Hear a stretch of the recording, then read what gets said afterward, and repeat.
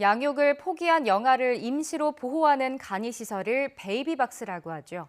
그런데 지난 3일 한 교회 베이비박스 부근에서 갓난아이가 숨진 채 발견되자 이 시설을 없애야 한다는 주장이 불거졌습니다. 근본적으로는 익명 출산 제도를 도입해야 한다는 지적도 나오고 있습니다. 김다연 기자입니다. 버려진 아기를 임시로 보호하는 시설, 이른바 베이비박스를 다룬 영화입니다. 제 아들을 부탁드립니다. 찾지 말아 주십시오.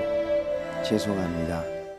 상자에 누인 아기는 대부분 보육시설로 가거나 입양됩니다.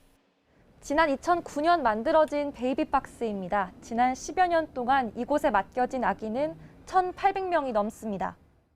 그런데 지난 3일 1,802번째 아기가 박스 부근에서 숨진 채 발견되면서 베이비박스를 없애야 한다는 목소리가 다시 불거졌습니다. 아이를 버리려는 마음 먹기를 쉽게 만든다는 겁니다. 한 시민단체는 영아 유기 사례가 지난해 소폭 줄긴 했어도 꾸준히 증가하고 있다며 그 배경에 베이비박스가 있다는 해석을 내놨습니다. 대부분 베이비박스로 이제 몰려 있는 베이비박스가 생기고 난 이후에는 천안에서 아니면 광주에서 지방에서도 차를 타고 와서 아이를 여기다가 놓고 가는 경우가 생기더라고요. 하지만 단순히 베이비박스의 문제로 볼 수 없다는 지적도 있습니다. 지난 2012년 시행된 입양특례법으로 출생 신고가 의무화되면서 신분 노출을 두려워한 미혼 부모들이 양육을 포기하게 됐다는 겁니다. 피치 못할 사정이 있는 부모에겐 베이비박스가 아이의 생명을 구할 수 있는 희망이 될 수 있다는 주장입니다. 베이비박스에 엄마들이 아이들을 갖다 놓은 것은요, 그 아이들의 친권을 포기했을지 몰라도 그 아이들의 생명권을 지켜주신 엄마예요. 절대 유기가 아닙니다. 아이가 버려지는 걸 막기 위한 대책 가운데 하나로 익명 출산 제도가 꼽힙니다.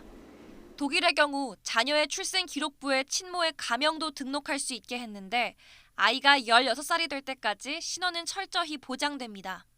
이후 아이가 원하면 절차를 밟아 생모의 정보를 알려줍니다.